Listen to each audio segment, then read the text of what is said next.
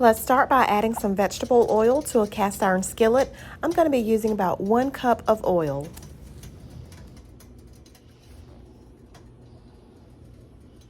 I found these beautiful pork steaks today, and I haven't had pork steak in a while, so I thought, why not have pork steak for Sunday dinner?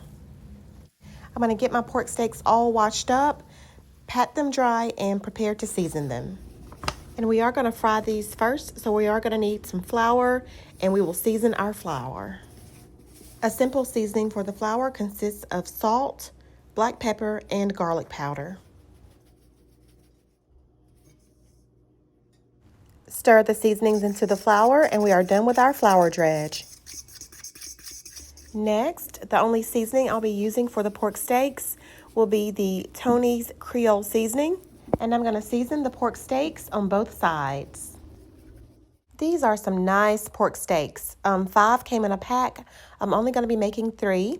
I'm going to pair these with some rice and homemade gravy and some asparagus. Now we are ready to fry our pork steaks. I'm going to drop the pork steak in the flour mixture on both sides. Just do a quick little coating and go ahead and prepare to drop these in the hot vegetable oil.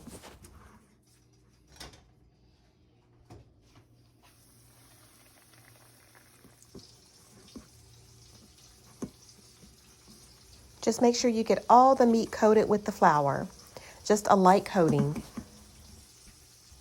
And we are going to let these pork steaks fry for about 4 minutes per side because we are going to make our homemade gravy and add the pork steaks back to the gravy to let them simmer for about 15 minutes until they are super tender. Next, I'm going to slice up a little onion, just enough to give that gravy that onion flavor. I'm not going to be using the whole onion, just a few slices. And these are thinly sliced onion, just to give that gravy that flavor. I'm going to be making some grilled asparagus to pair with our dinner. I have a video on how I do my asparagus, so go check it out. After the pork steak has been cooking for about 4 minutes on one side, let's go ahead and flip them and let them cook for an additional 4 minutes.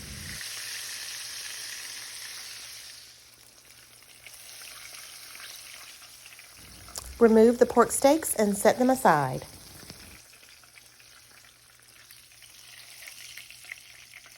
I'm going to do the same thing with my last pork steak. Fry it on one side for 4 minutes and then the other side for an additional 4 minutes. Once you're done frying the pork steaks, go ahead and drain the grease. I'm going to leave a little bit of the grease in the skillet to saute those onions around.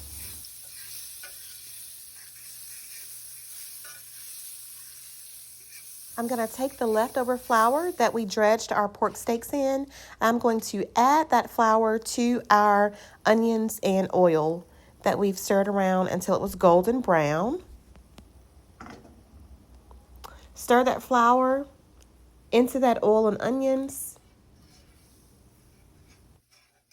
And it's going to make what looks like a paste, but what you're doing is whisking the flour taste out of the oil.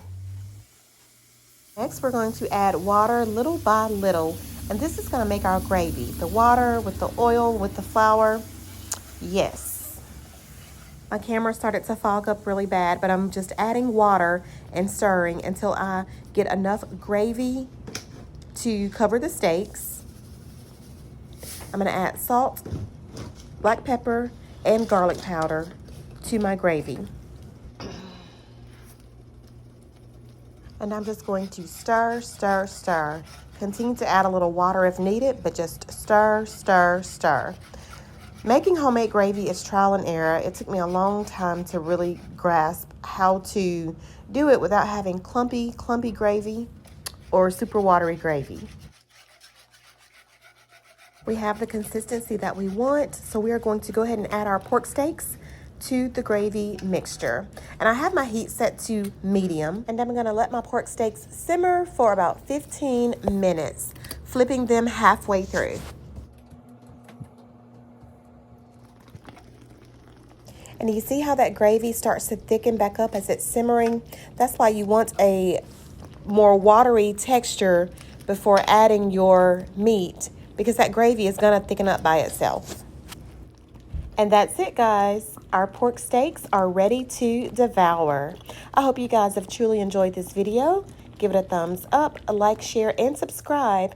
And I will see you in the next one. Thank you for watching.